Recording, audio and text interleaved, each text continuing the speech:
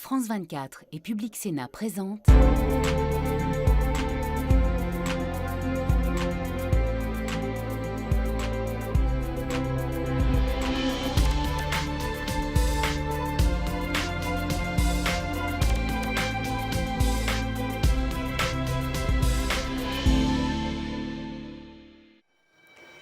Merci de nous rejoindre ici à Strasbourg pour notre débat consacré à cette 5e vague Covid qui déferle sur l'Europe, à nouveau épicentre de l'épidémie.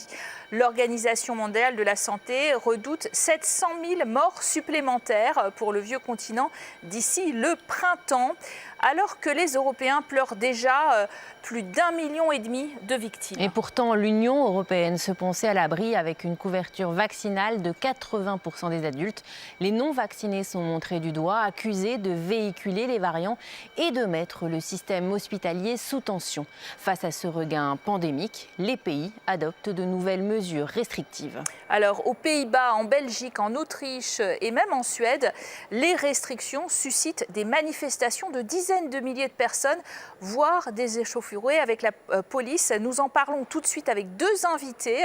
Le premier vient d'un pays franchement dans le rouge, la Belgique. Bonjour Pascal Arimont, vous êtes eurodéputé du Parti populaire européen. Et face à vous, venu d'Italie, qui pour l'instant résiste mieux que d'autres pays, Laura Ferrara, du mouvement 5 étoiles qui siège au Parlement européen parmi les non-inscrits, avec une couverture vaccinale de 85% chez les plus de 12 ans en Italie. Votre pays a un taux d'incidence parmi les plus faibles. Pourquoi? Comment vous l'expliquez?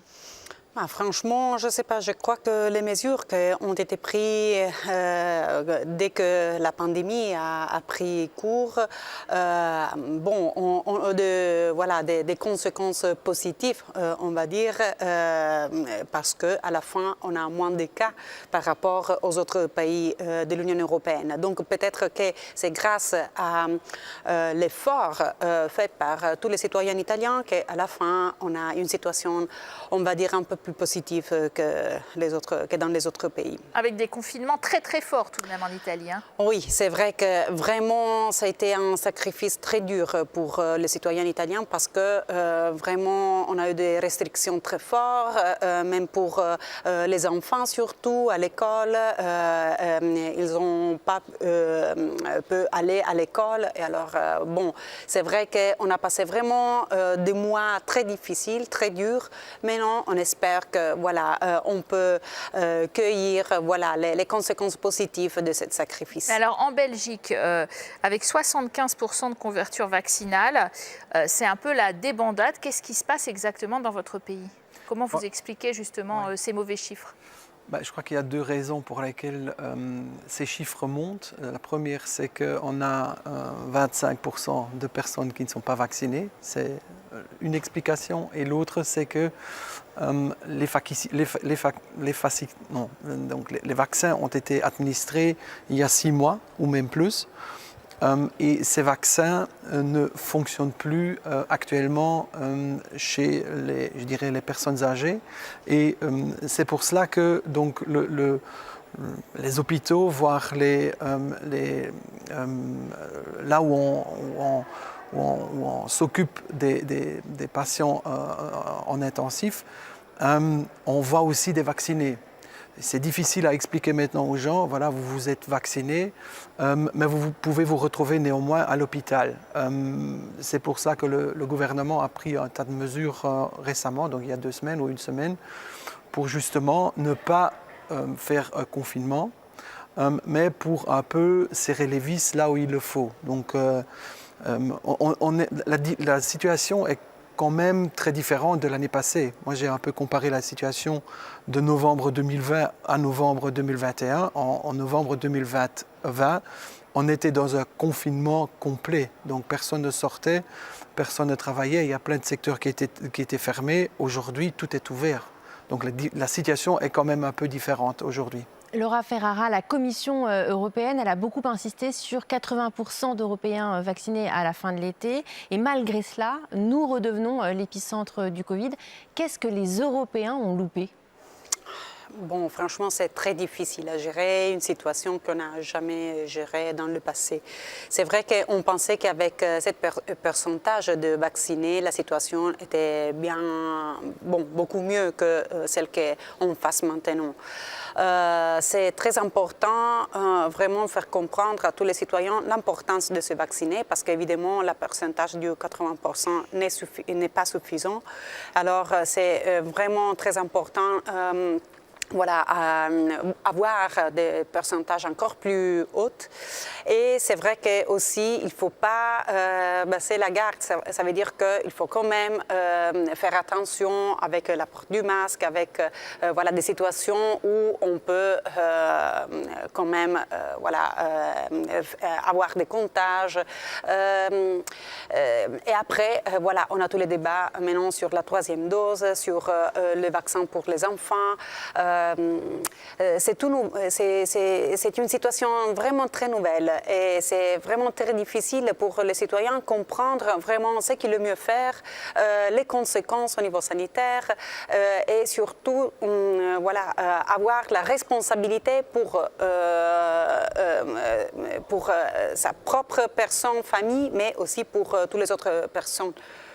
Parce que vous avez raison, parmi les causes mises en avant par les épidémiologistes de cette reprise, en fait, il y a à la fois les gestes barrières qui ne sont plus respectés, c'est-à-dire qu'on a baissé la garde dans beaucoup de pays, et puis aussi le froid d'ailleurs, qui fait que le virus se transmet plus, Pascal Arimont. Absolument, donc c'est la même situation que l'année passée, sauf qu'aujourd'hui on a un vaccin, mais l'efficacité de cette vaccination a baissé.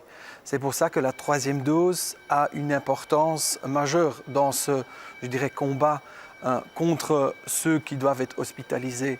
Parce que le chiffre qui nous occupe, c'est vraiment les chiffres des patients qui sont dans les hôpitaux, et ce chiffre monte. Il monte à des rythmes assez exponentiels, et c'est pour ça qu'il faut maintenant réagir. Le problème, c'était qu'au moment où on a dû faire la 3e dose, les gens ont dit on ne va pas faire parce que ce n'est pas encore nécessaire, alors que les experts disaient il faut faire cette 3e dose. Maintenant que les chiffres montent, la 3e dose est administrée également en Belgique à une rapidité extrême. Donc on espère vraiment vacciner chacun pour la 3e dose jusqu'en fin février peut-être. Alors, dans certains pays, comme notamment en Autriche ou en Allemagne, les non-vaccinés sont parfois stigmatisés. Qu'est-ce qu'on doit faire en Europe, sur le vieux continent, vis-à-vis de ceux qui ne sont pas vaccinés? Et est-ce qu'on doit généraliser l'obligation vaccinale à tous les Européens pour espérer sortir une bonne fois pour toutes de cette crise pandémique?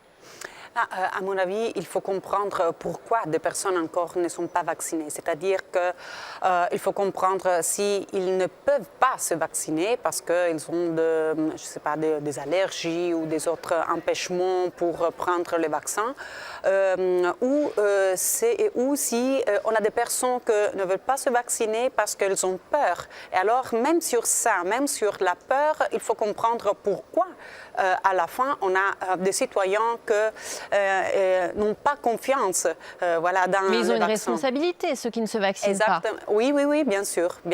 Et donc, qu'est-ce qu'on fait vis-à-vis de ceux qui ne veulent pas se faire vacciner? Mais bon, c'est vrai que, par exemple, en Italie, on est en train de prendre des mesures différentes entre celles qui sont vaccinées et celles qui ont décidé de ne se pas vacciner. Et alors, il y aura 2 typologies de Covid Pass pour, on va appeler un super Covid Pass pour ceux qui sont vaccinés. Alors, ils auront, accès à tous les endroits.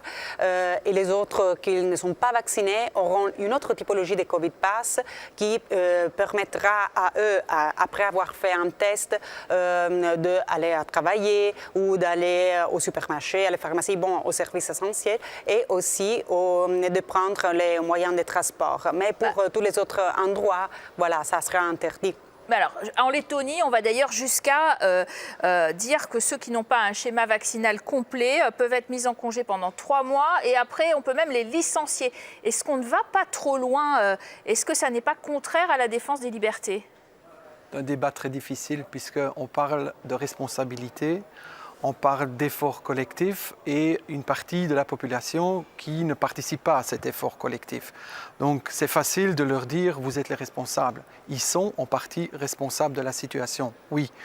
Mais pendant 20 mois, on a expliqué aux gens on n'imposera pas une obligation vaccinale. Maintenant, on vient de plus en plus avec ce narratif. Bon, il faut maintenant une obligation pour sortir de cette situation. Moi, personnellement, je ne suis pas très convaincu qu'une obligation générale résout le problème. Parce que ceux qui sont complètement contre la vaccination ne se feront pas vacciner même avec une obligation. Et je crois aussi que ça deviendra trop tard de toute façon. La 5e vague ou la 4e vague en Belgique, comme on appelle ça en Belgique, elle est là, donc il faut la gérer maintenant. Moi, personnellement, je trouve qu'il faut convaincre ces gens à participer à cet effort collectif pour protéger je dirais les aînés, pour protéger ceux qui sont maintenant dans les hôpitaux. Mais une obligation générale, pour moi personnellement, ça va trop loin aussi. Et Pascal Arimont, on le voit, il y a un ras-le-bol général qui commence à se propager en Europe. Des manifestations de protestation aux nouvelles restrictions d'ailleurs ont eu lieu à Bruxelles. Jusqu'à 35 000 personnes. Les Belges, comme d'autres citoyens, n'en peuvent plus. Ce n'est pas les Belges qui ont manifesté à Bruxelles, ce sont 35 000 personnes, c'est beaucoup, c'est vrai. Mais la grande majorité des Belges pensent différemment. Ils acceptent ces mesures. Non, mais on voit en Autriche, aux Pays-Bas, en Belgique, Absolument. On voit des manifestations, ce qu'il n'y avait pas il y a quelques semaines. Non, mais c'est cette minorité qui réclame haut et fort ses droits. Moi, je peux considérer que tout le monde est libre je dirais, de dire ce qu'il pense et de ce qu'il pense, comment on peut résoudre ce problème, sauf qu'on vit quand même dans une démocratie, et dans une démocratie, la moitié des personnes décident pour l'autre moitié. Si maintenant, ici en Belgique, les parlements décident d'imposer des mesures plus restrictives comme le CST, le Covid Safe Ticket, donc le pass sanitaire, c'est surtout contre cela qu'ils ont manifesté. Je trouve que, que chacun s'y tienne, parce que ce Covid Safe Ticket, il est basé sur le soi-disant 3G, donc ou bien on est vacciné, ou bien on l'a eu, ou bien on fait un test. Et je trouve c'est une mesure qui est supportable, même pour ceux qui ne sont pas vaccinés. C'est un débat qui polarise énormément nos sociétés quand même, Madame Ferrara. C'est-à-dire qu'en fait, il y a quand même des manifestations et il y en aura peut-être de plus en plus finalement contre cette obligation vaccinale, parfois violente, avec des débordements en fait. Donc ça génère aussi de la violence sociale. Oui, malheureusement, oui, c'est vrai que oui, on a vu que pendant cette manifestation, à la fin, on a des épisodes de violence que voilà, on ne souhaite pas à aucun pays. C'est vrai que, à mon avis, de nouveau, on a peur, et la peur est gérée, je me permets de dire, peut-être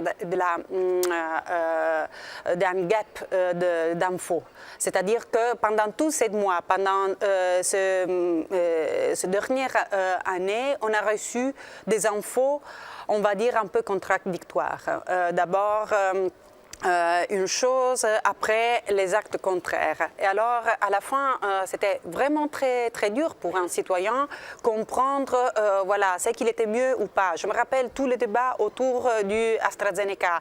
Et il est bien pour les personnes âgées, il n'est pas. C'est mieux pour les personnes plus jeunes, non peut-être dangereux. À la fin, même après qu'une personne avait pris le vaccin, avait peur et elle ne savait pas si voilà, sa santé pouvait être compromise. Et alors, c'est très important pour tous les gouvernements de tous les pays, à mon avis, de faire beaucoup d'attention à les informations qu'ils donnent aux citoyens, parce que de cette manière, on gère la peur et on a voilà, une responsabilité majeure dans beaucoup plus de citoyens par rapport à celle qu'on a maintenant. Pascal Arimont, nous avons instauré cet été le certificat vert européen. Est-ce que vous pensez qu'on va pouvoir éviter de refermer les frontières en Europe ? Je crois, oui. Oui. Et moi, j'habite à la frontière, ou à 3 frontières même, et j'ai vécu le moment où ces frontières ont été fermées. On n'a jamais battu un virus par une fermeture de frontières. Celui qui croit cela, il ne connaît pas le virus, puisque le virus, il se propage de toute façon. Donc fermer une frontière ne sert à rien pour combattre le virus. Ce qu'il faut faire, c'est, je dirais, travailler au-delà des frontières, ensemble, faire une coordination plus intelligente entre les mesures. Mais fermer une frontière ne résout rien. On l'a vu, hein, les 22 mois passés, les fermetures des frontières n'ont rien résolu, rien du tout. Vous parliez de problèmes de communication, d'injonctions contradictoires pour le citoyen. Mais c'est vrai que quand on regarde à l'est de l'Europe, la Hongrie, la Slovaquie, la République tchèque, il y a des leaders populistes qui ont décidé d'ailleurs d'introduire des vaccins non européens comme le russe Sputnik ou encore le vaccin chinois. Et le taux de vaccination est plus faible encore. Est-ce que c'est une question de défiance des citoyens vis-à-vis de leurs autorités aussi qui se manifestent dans ce mouvement anti-vax ? Je ne sais pas, peut-être. C'est vrai qu'on devrait avoir une situation beaucoup plus harmonieuse entre tous les gouvernements de tous les pays membres de l'Union européenne. Je me rappelle que quand on a commencé à parler dans l'Union européenne du Covid Pass, par exemple, les buts étaient celles de protéger la liberté de circulation des citoyens dans tous les territoires européens. À la fin, on a approuvé le règlement pour le Covid Pass, mais pour chaque pays a été utilisé de manière différente, pour des objectifs différents, avec une validité différente et avec des vaccins différents. Donc, le but, l'objectif principal pour lequel avait été introduit le Covid Pass au niveau européen, je ne veux pas dire que FI, mais voilà, était un peu, comment dire, n'a pas été vraiment rejoint parce que chaque pays membre a fait ce qu'il voulait. Et alors maintenant, on se trouve dans une situation de confusion. Et ce seront les mots de la fin. Merci à tous les deux d'être venus sur notre plateau. Merci d'avoir essayé, tenté de dissiper un peu la confusion. Merci à vous de nous avoir suivis. Vous restez bien sûr sur nos 2 antennes pour plus d'informations.